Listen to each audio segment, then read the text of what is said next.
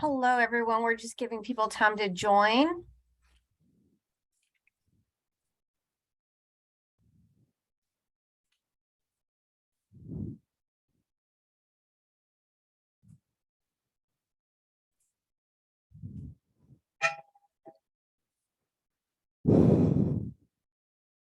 People are having a little trouble getting in.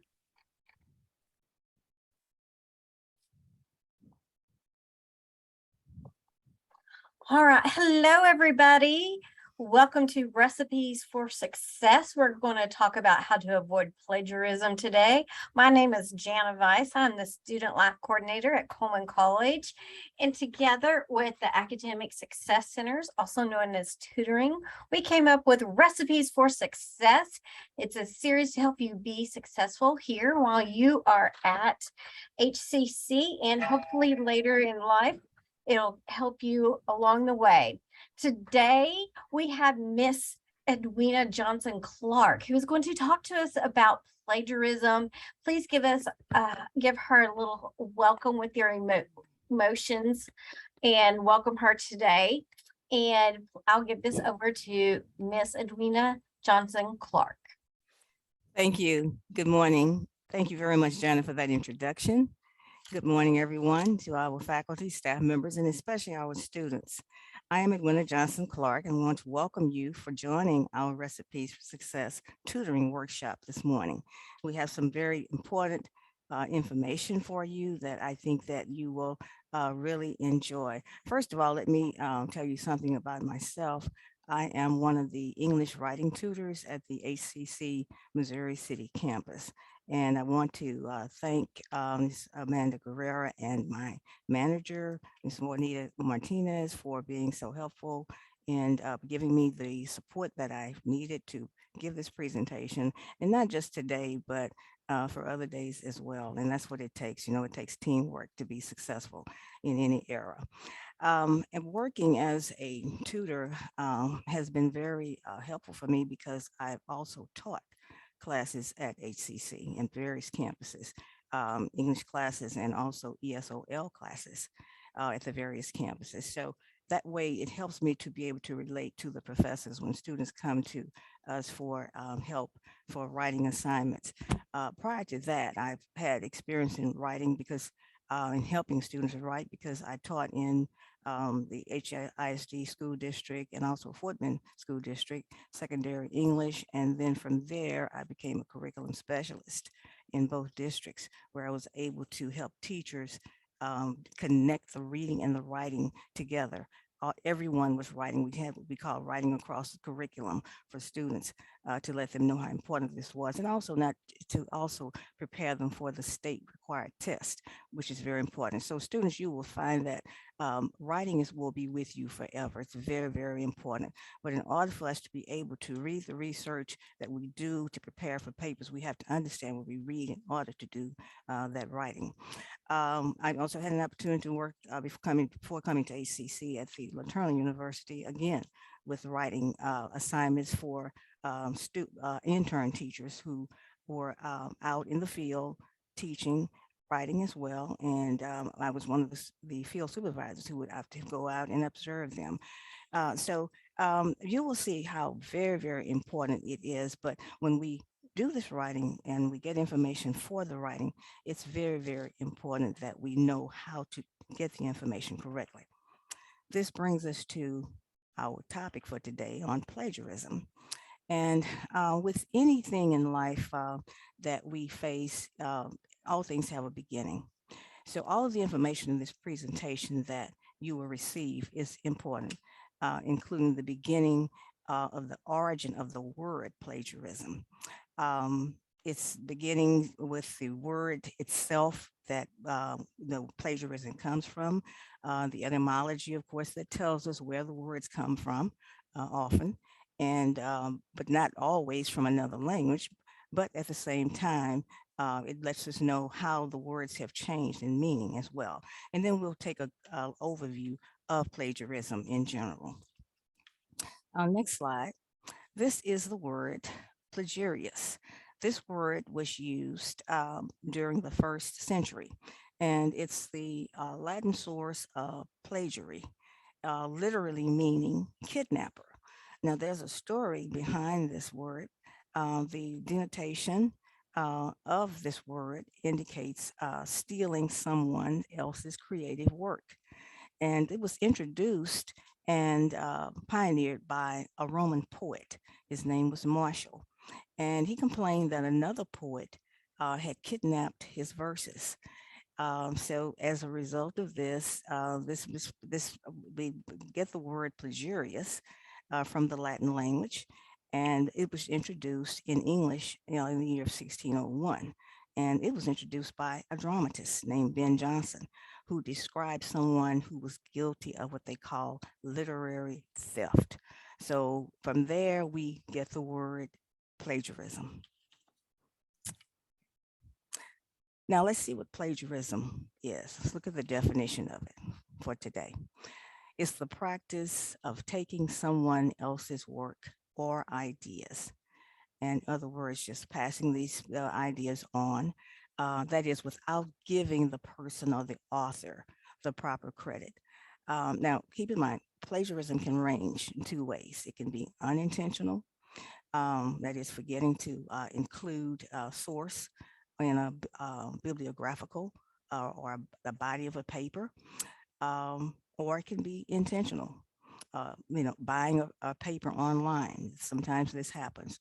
Using another writer's ideas, and many writers do that to make their writing look smart.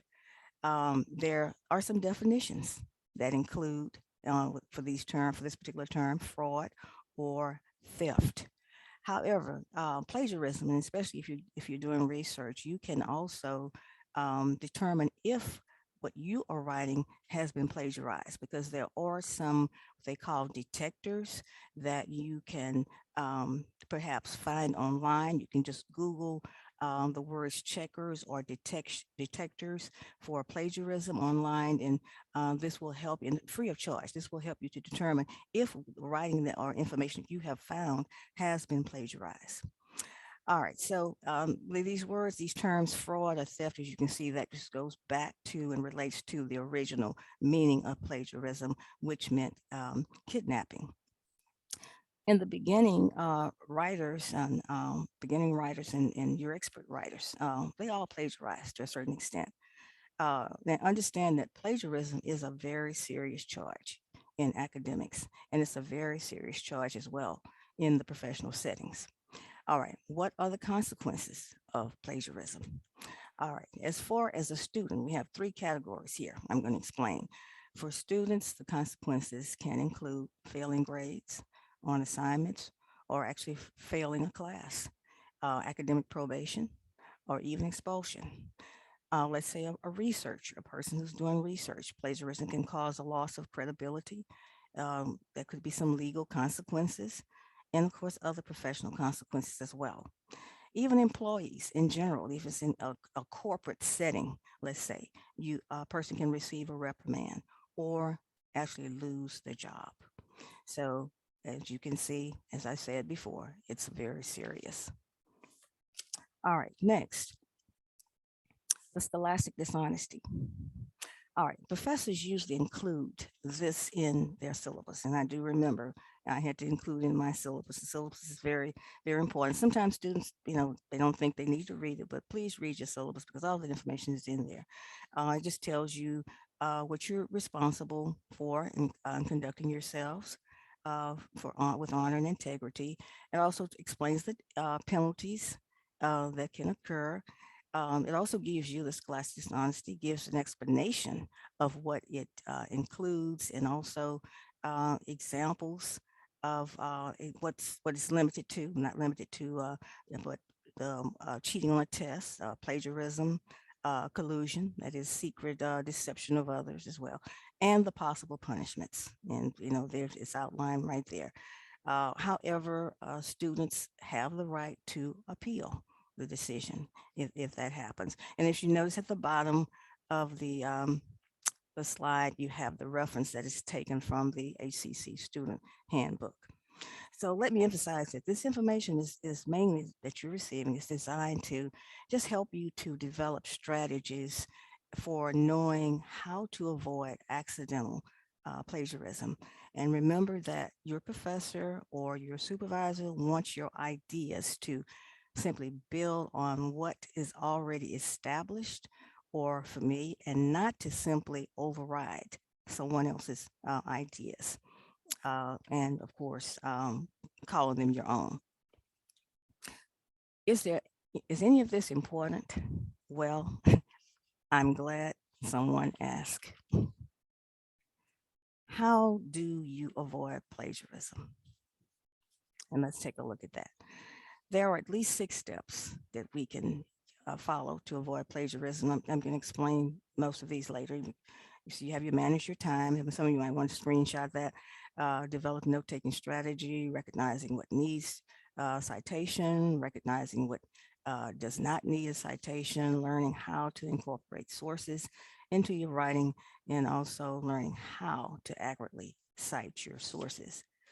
Now, the first one, managing your time, which is very important. You know, we need to do this not just for classes, but just in everyday life as well. Uh, you know, start, in other words, begin with a particular topic, work out your goals or what you want to achieve when you write your paper. Develop a certain search strategy, decide where to search and write and refine your search. Read the search, look at for keywords, phrases, etc., database. And the library is a very, very helpful source. As I know as a student, when even from elementary on, high school, you know, I can go back as far as that, not to speak of college and graduate work. Librarians were very helpful and very supportive. Searching for scholarly resources, these are scholarly sources that are written by other experts who share new research findings of current knowledge. Plan your paper. In other words, you need to make an effort to plan your paper and see how it should be written, focusing mainly on your topic. Organizing notes. I know your professors tell you this. This will help you to develop your paper coherently and to have it organized. Write, you know, why am I writing? You know, this is where the writing process comes in. You're brainstorming, you know, you're thinking and you're deciding.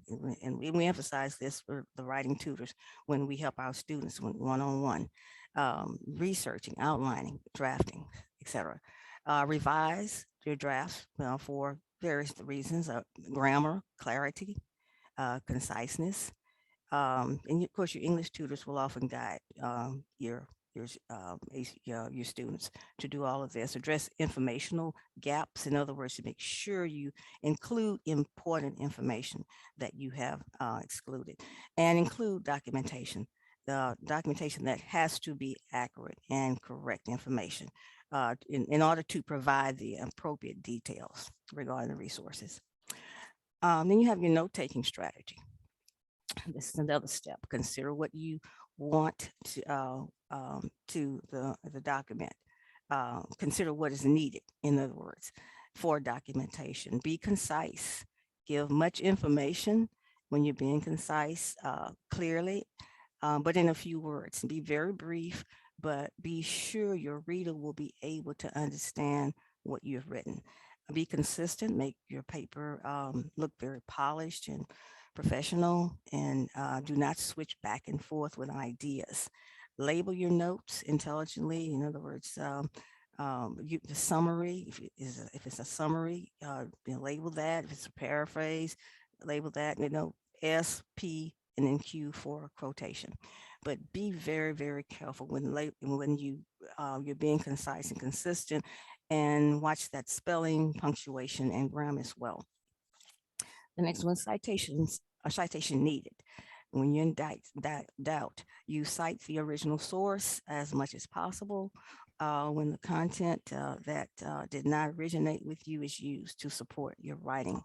Use direct quotations, um, sayings, example, paraphrasing. We're going to talk more about paraphrasing later.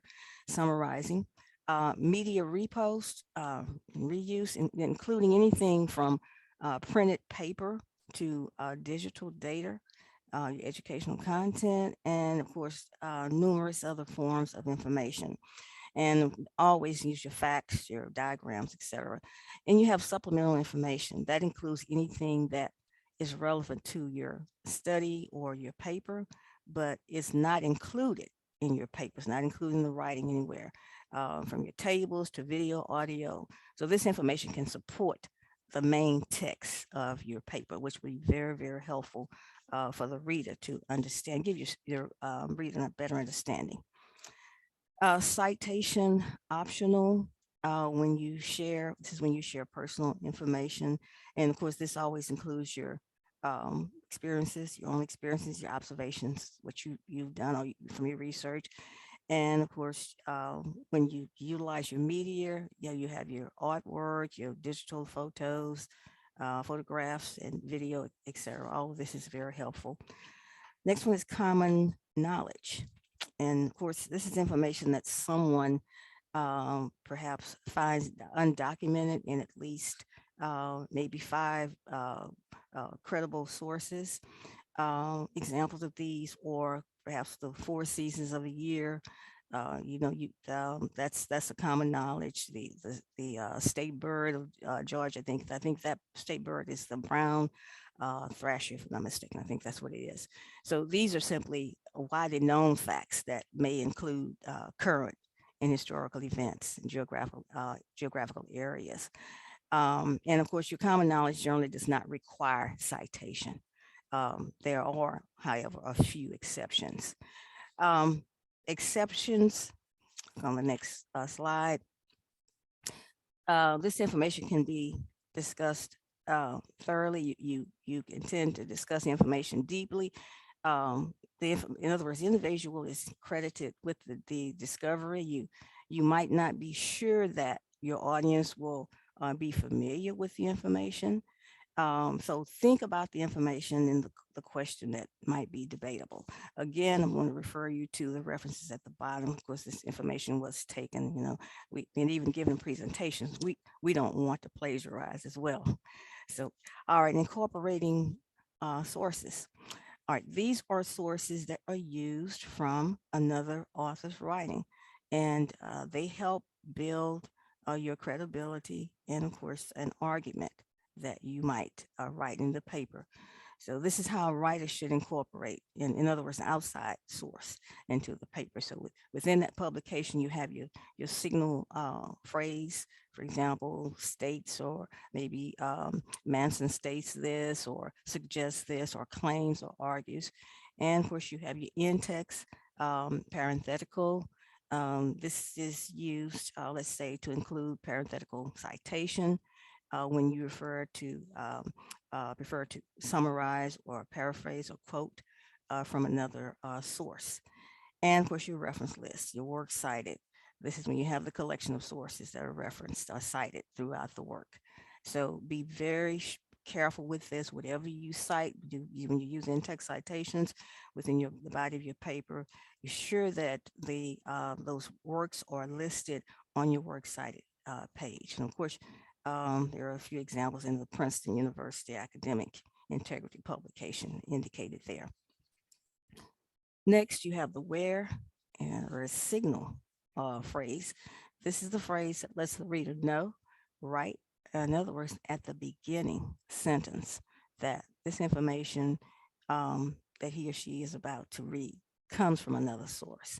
Very, very important. Example, as Frank Lentriska argues, the wasteland should not be understood logical sequence of events, but as an intellectual and emotional complex grasp in an instant of time. So, and you notice that the quotations are before and after that quote, and the page number is indicated and taken from the source below that. Where in the in-text?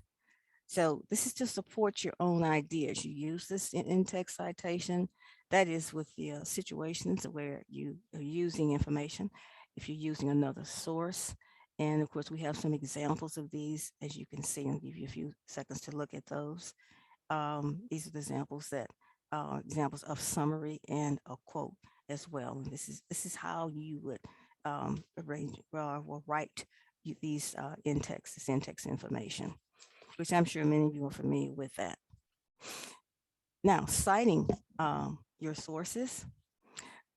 Quoting as evidence, for example, for a statement that's by a writer to mention in support for proof or confirmation. The most common one that is used by most professors, because I know I've used that often as well, is the MLA. That's the Modern Language Association. That's used for primarily English studies, language and literature, foreign languages, literature, literary criticism as well. And then the APA, that's the American Psychological Association, primarily used in social studies such as psychology, linguistics as well, sociology. Professors use that, economics, and also criminology. Now, this third one, well, no, it's not used quite often, and it's used for businesses, business research papers, some sciences, nursing, etc., fine arts. This is the Chicago Turabian. This is used primary. Well, someone asked me, a student asked me one time, how did we get that name? Well, it was named after the original author. Um, Her name was Kate. Well, yes, I think she's still alive. Turabian. She was the original author, and she had the manual. She printed the manual for the guidelines for this type of source. And this manual was developed at the University of Chicago. So that's why we have this combination as well. But I would focus more on the MLA, which is more commonly used. Okay, citation style guides. All right, these are the different style guides that, and I'm sure many of you are familiar with them. The copyright, again, the sources are listed at the bottom. This is a form of protection that's provided for authors of original works, of their authorship. That's explained there. And of course, the 1976 Copyright Act came into existence that gives the writer, the owner of a copyright, exclusive right to reproduce that work and to distribute copies, etc. And of course, it protects, the form of expression rather than the subject matter of the writing itself, and that are registered by the Copyright Office at the Library of Congress. The next one is trademark, and this is a trademark is a brand name. Uh, includes any name or device combinations used to intended to identify and distinguish goods and services as well. I know you're very familiar with that as well. The next one is patent. If you are planning to invent or discover any new useful process or machine or manufacturer, etc., then of course you may obtain a patent, which will be subject to the conditions, because we have to look at the laws if there's certain requirements of the law. So you may obtain that patent that is subject to the conditions of the requirements of the law. You have to be very careful with that. Then we have fair use. The fair use this is a legal document that promotes the freedom of expression, and we have quite a few of those, and such as criticism, comments, news reports, teaching, scholarship, example, just to give you a few of those. Now, to avoid fair use, you can avoid fair use.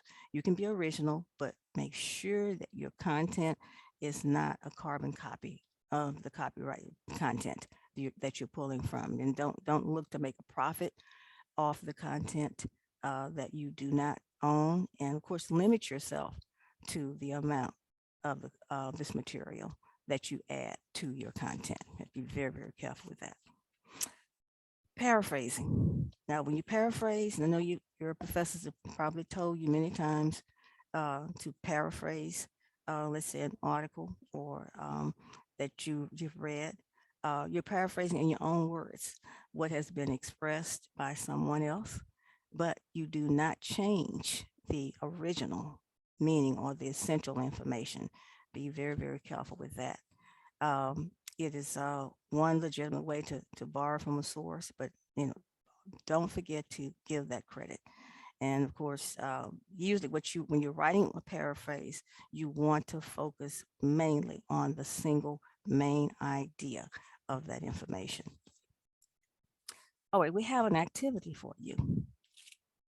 All right, what you're going to do is read, and I'm going to show it to you in a few minutes. Read the original passage until you understand its full meaning. You're going to jot down a few keywords and citation information to help you use the information in the near future. And then, of course, you're going to set the original aside and write your version on a note card. So I'm going to give you a few minutes to, if you have some paper and pen or pencil, to do that. So let's try it. This is the activity. Students frequently overuse direct quotation in their taking notes, and as a result, they overuse quotations in the final research paper. Probably only about 10% of your final manuscript should appear directly quoted matter. Therefore, you should strive to limit the amount of exact transcribing of source materials while taking notes. So just simply jot down a few keywords, give you a few minutes to do that, and the citation information that will help you to use the information in the near future. Write your version on a note card.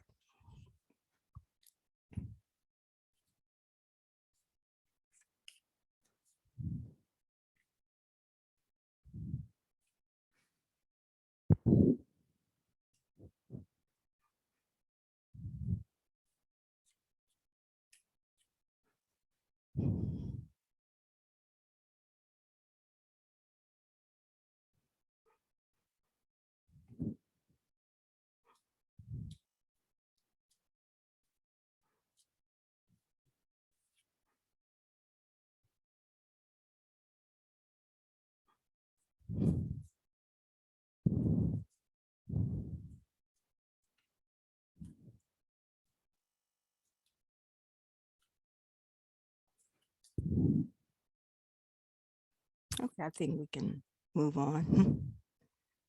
Let's see how you did. All right, so how did you do? This is an example of a legitimate paraphrase. So in research papers, often quote excessively. Students often quote excessively, failing to keep quoted down to the desirable level. Since the problem usually originates during the note-taking, essential to minimize the material recorded verbatim. This is an example of a legitimate paraphrase. You know, we be really focused on the essential information. So you have the original writer's essential information, although you should have rewritten the prompt in your own words. And this is an acceptable summary.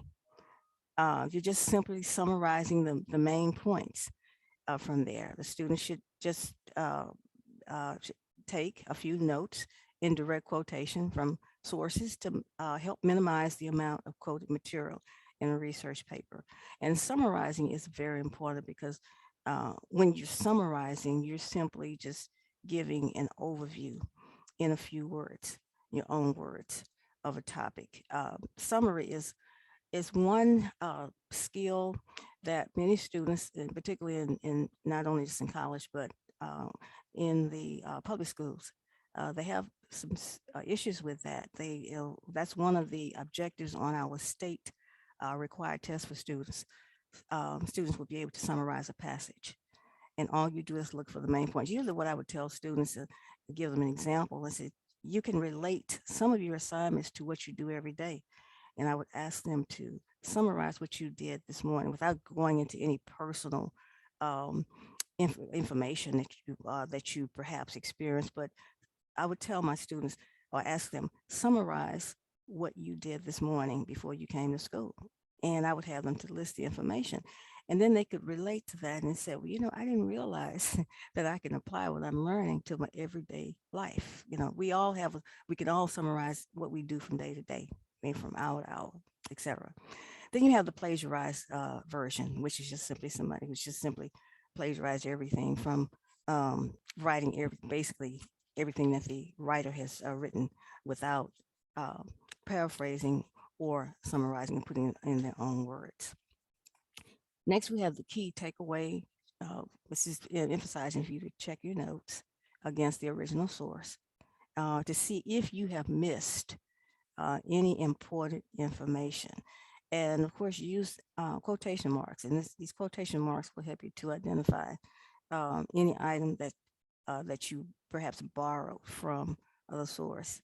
And you need to record the source. That is the page number in your notes.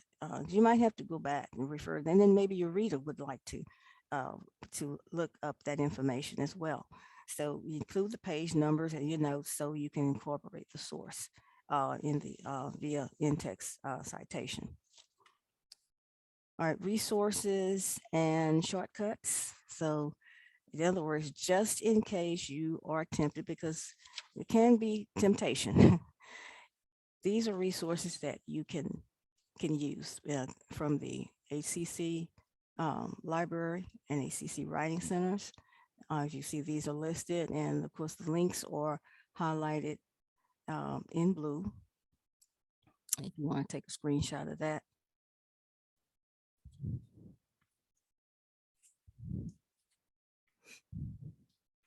And we also have more resources. How to avoid plagiarism. You have the library guides. You have, let's look at this one. If I can click on that, the link, the library, ACC, plagiarism. Okay. Please use that library guide because it's your library, as I said, is a resource in many ways. And you can see it'll ask you what is plagiarism and different definitions there. And also, you also have a video that is presented there as well. And of course, for the West Campus, I mean, it tells you who the library is as well. There's so much information that you can receive from this website, and the style guides, the online writing lab, etc. Even the OWL at Purdue. I know many of the professors, English professors, as well as other professors, use the OWL guide as a reference source. And let me also say this too. Just don't think that you're going to do all your writing, because many of you know that, in your English classes, but as well in your other classes, because the professors know in science, science classes, chemistry, math, business, they know the guidelines for writing. So whatever you do, if you do a good your job, do a good job in your English class, you do know the guidelines and everything, follow those same procedures in the other classes. Don't take for granted, well, this is not English, so it doesn't matter. Yes, it does matter as well, because they all do know that. Okay. Let's see, where is it? PowerPoint, yeah. Let's go back. Oh. Uh-oh. Let's see. I think it was hidden somewhere. Yeah, I can't see it. That's why I know. We're coming back to it. Yeah.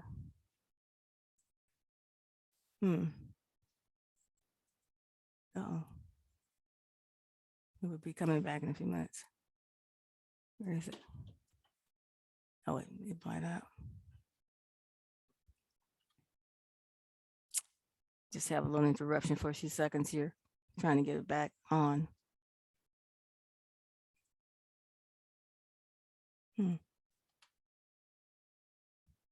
Didn't do that before, did it?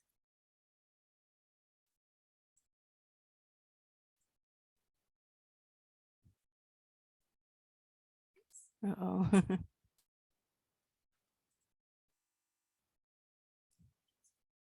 Yeah, it is.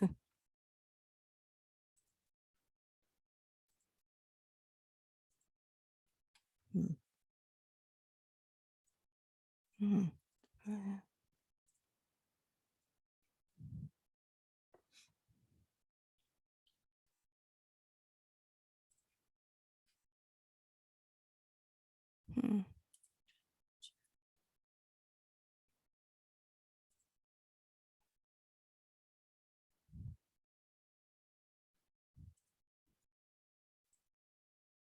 Okay.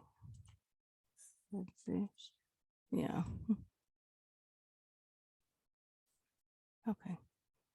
I think that's it there. Yeah. Mhm. Thank you. Yeah, thank you. Thank you so much. All right. Sorry about that. We had a little interruption. But as we move along here, the next slide here. Let's see. Wow. Yeah. No. Okay, we're trying to move to the next slide here. And this next slide will tell you what is very important to do. Yeah, here we go, right here. Thank you, Winnie. All right. Now the professors can give you the assignments. We know that. And of course the guidance and the instructions, but the most important thing that you need to do, let me go back to that. At this point, the most important thing that you need to do is to do the work. There can't be any shortcuts. There are none at all. You have to depend on you and yourself alone. All right, so we have sources, you have the ACC library and you have the tutoring websites listed. That let you take a screenshot of that. This is our tutoring website. We also have the library website. And of course, in the middle, we have the study guides, the style guides that we follow in our tutoring program, which is very, very helpful. Let's see if I can, let's see. I want to show you what you can find in this link. Oh, no, it's not. Okay, well, what I wanted to show you was they have a listing of the subject area, like 13, English 1301, 1302, and the resources that you can use for those classes as well, and other classes. So I would suggest that you take a snapshot of these links because they will be very, very helpful to help you to become an effective reading. And it will also help your professor as well, because as I said, you depend on your professor to help you. He or she is there to guide you, but you must do the work and know this for yourself. It'll be very important for your future as well. All right, are there any questions?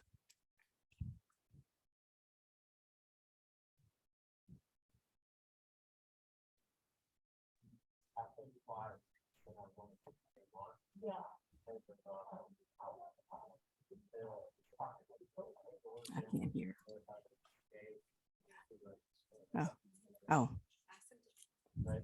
Okay, all right. If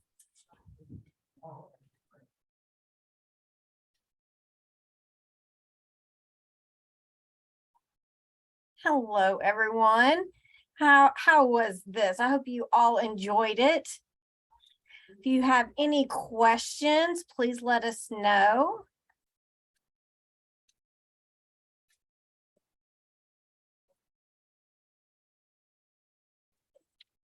We will be posting this on our YouTube page in the next coming days in case anybody needs to see it. Can you hear me, Jana? Yes, I can. Okay, all right. So as you can see on the screen is the tutoring flyer, and I want our students to know how they can connect with a tutor. So if you need help with the paper or a writing assignment, doesn't have to be an English paper, it could be any writing assignment. You can set up a schedule with a tutor by calling that phone number at the bottom of the flyer where it says 713-718-8184.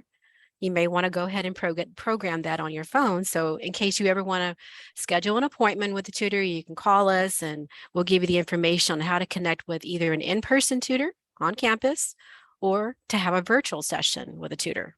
Either or, you do need to be prepared and have a typed essay ready to present to the tutor, or to be able to submit that to the tutor through the virtual tutoring session. And in that way, you have an opportunity to connect with them, go over the writing assignment. And if you need to go through the assignment various times with the tutor, that's an option as well. But other than that, I wish you the best of luck this semester. And if you would like to gather more information about how tutoring sessions work and how they occur, I highly advise to go to the website as well, the hgcs.edu/tutoring, or give us a call. We have tutoring call representatives that have information to provide you, even if you just have a simple question like, how does it work? Or, how can I prepare for this session? Or, what should I do before the paper is due? More than likely, we're going to let you know to try to meet with a tutor in advance. Try not to meet with a tutor the day the paper is due. It doesn't really give you enough time to make the necessary revisions, or to think, concisely on how you want to present that paper before you turn it in. So other than that, I wish you the best of luck this semester, and thank you for joining us. Thanks, everyone. Thank everyone for your time and patience. Have a wonderful day. We will all see you. Thank you so much. We really enjoyed the session. Thank you. Thank you. Thank you, Edwina and Juanita, for the wonderful presentation. Thank you. Thank you.